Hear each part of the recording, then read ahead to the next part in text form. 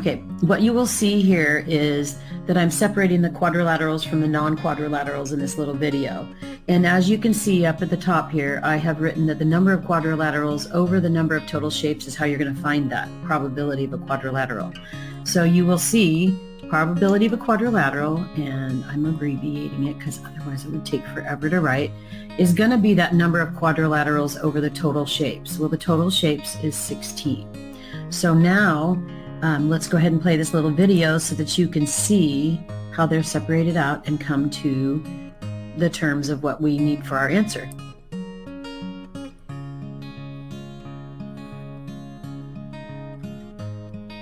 You can tell there that I'm moving over all the different quadrilaterals. Some of them are regular, some of them are not, but they're all basically four-sided shapes.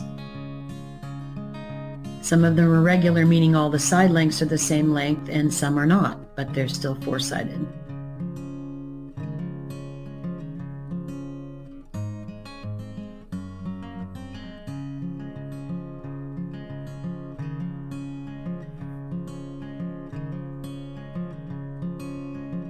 And there you'll see they are now separated, so that makes it so you can see the 7 shapes that we have that are quadrilaterals over the 16, and that gives you the probability of finding a quadrilateral in that shape bucket. And hope that helps. Okay, so in part A, we use the shape bucket, and I showed you a video of how to separate them out. And B, C, and D, we're going to go ahead and just show you images of them and talk about them really quickly. In part B, we have the number of shapes with obtuse angles. And so again, we put that number over the total shapes. So we already know we have 16 total shapes. But as you can see, we have 9 shapes in our shape bucket that have at least one obtuse angle. An obtuse angle is an angle that's greater than 90 degrees, less than 180. So it is 9 over 16. Okay. Part C, it says probability of an equilateral triangle. Normally I tell my students not to make assumptions about a shape unless it's marked, but this particular instance, it's kind of obvious that we only have one equilateral triangle. So again, I would put 1 over 16 for the probability of an equilateral triangle being pulled out of that bucket. In D, the final one, it's the probability of pulling a shape out with parallel sides. That doesn't mean all the sides have to be parallel, but at least one side that's parallel. So you'll see here, I have 6 of them. So that would be 6 over the total, which is 16. Can I reduce that fraction? I usually require my students to do that. Yes, to 3 over 8. Now, your teacher may want a percentage. And if that was the case, for instance, I would pull out my calculator, type in the calculator 9 divided by 16, and I give my teacher the percentage. But I'd also be careful about how I rounded that. So just make sure you communicate with your teacher as to what your answer should be. So hope that helps, and moving on. So if you're looking at 1-125, it says, without referring to your shapes toolkit, see if you can recall the names of each of the shapes below. Then check your answers with definitions from your shapes toolkit. How did you do? Well, on part A, the fact that they have 2 sides with the same slash marks means that that is at least an isosceles triangle. So I'm going to go ahead and say isosceles triangle. I always like to abbreviate with the triangle sign. Boy, that's an ugly triangle sign.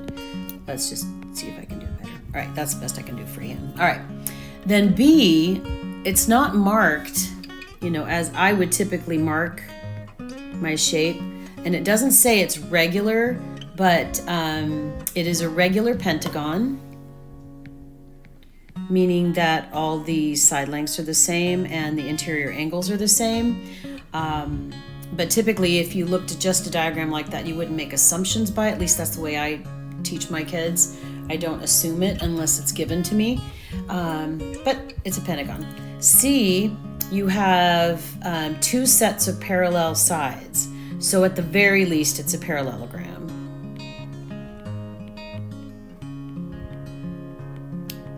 Based on the look of the shape, you don't have 90-degree angles, so you can't say it's a rectangle. So at this point, we just go with a parallelogram. Rectangle is a more specific parallelogram. D, we have all 3 sides are marked with different marks, so that means our triangle, every side length is different, and that's considered a scalene triangle.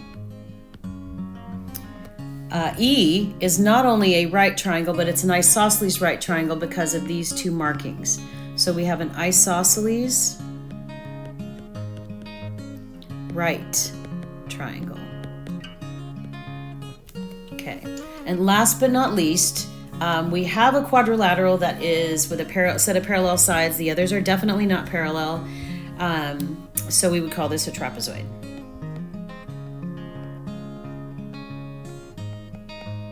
Okay, and that ends 1-125.